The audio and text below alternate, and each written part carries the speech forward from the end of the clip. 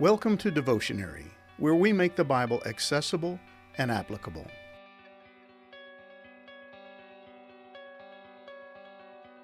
Technically, David has his kingdom back.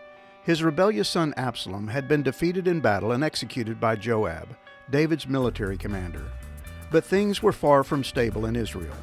The 10 northern tribes were upset over what they believed was a case of favoritism on David's part. He had chosen his own tribe of Judah to escort him back into the capital, and the other tribes felt slighted. So they were ripe for yet another uprising led by someone the scriptures call a worthless fellow. In 2 Samuel 20, verses 1 through 13, we're introduced to Sheba, a Benjaminite who convinced the people to turn against David and reject his kingship. Just when David was trying to solidify his hold on the kingdom, more civil unrest erupted. And all that was happening around David was directly tied to his illicit affair with Bathsheba. David had sowed to the wind and was reaping the whirlwind.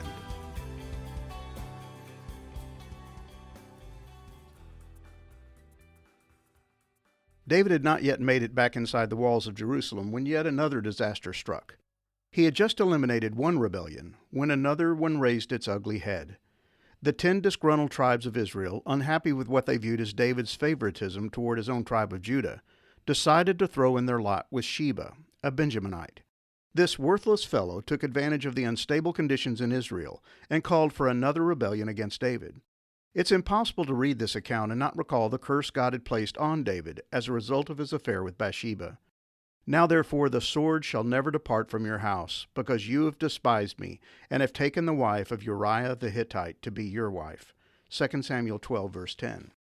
There was going to be more bloodshed, and more people were going to die unnecessarily, all as a direct result of David's sin. The conditions in his kingdom remained unstable and insecure. Even when he finally made it back to Jerusalem, David had to deal with the 10 concubines whom Absalom had sexually violated and publicly humiliated. It must be remembered that what happened to them was also tied to David's adulterous affair with Bathsheba. God had told David, "Behold, I will raise up evil against you out of your own house, and I will take your wives before your eyes and give them to your neighbor, and he shall lie with your wives in the sight of this sun. For you did it secretly, but I will do this thing before all Israel and before the sun." 2 Samuel 12, verses 11 through 12. So these women were shamed and forced to remain in a state of widowhood, not because of anything they had done, but all because of the sins of David. The wake of human misery and destroyed lives that David left behind him is unprecedented. He had lost 3 sons to death. His daughter had been violated by her own brother. Tens of thousands of his own people had been killed in an unnecessary civil war, and the death toll would continue to rise. When David called for his troops to put down the uprising led by Sheba, he put Amasa in command. It's important to remember that David had replaced Joab with Amasa as the commander of his army, all because Joab had disobeyed a direct order and had killed Absalom. Now Joab was going to take the life of Amasa in an attempt to eliminate the competition and get his old job back. And the day would come when Joab would get what he deserved. But it would not be under David's watch.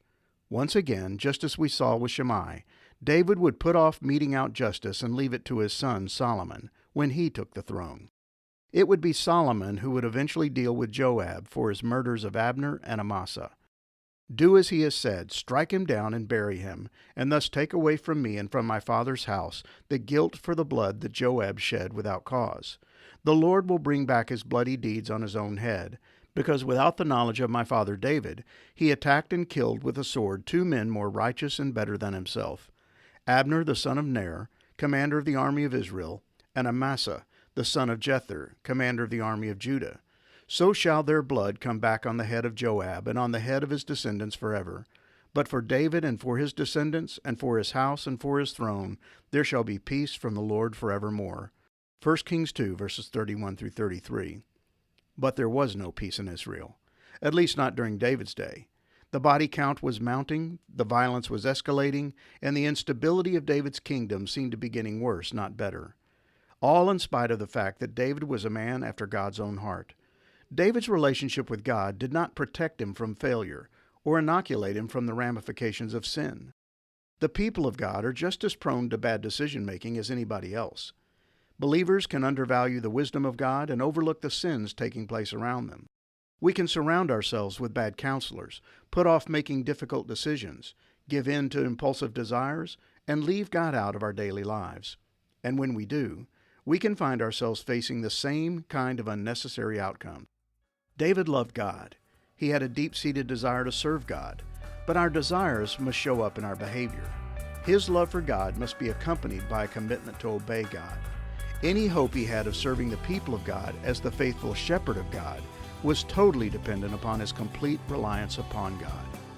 As believers, we're God's people living in a godless environment, surrounded by ungodly people who don't share our views or love for God.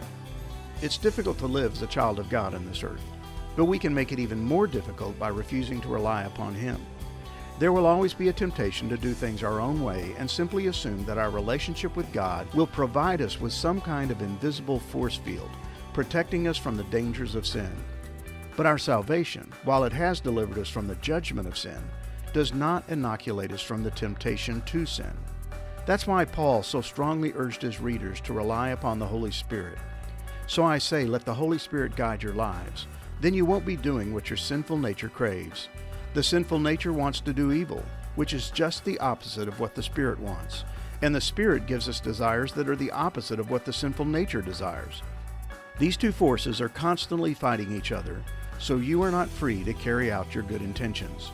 Galatians 5, verses 16 through 17. A man after God's own heart who refuses to let God have his heart will find himself surrounded by discord and difficulty. Our ability to survive and thrive on this planet is dependent upon our commitment to remain totally reliant upon God. David would continue to learn that invaluable lesson. He would discover the reality that being God's hand-picked king meant nothing if he did not live as a God-dependent man.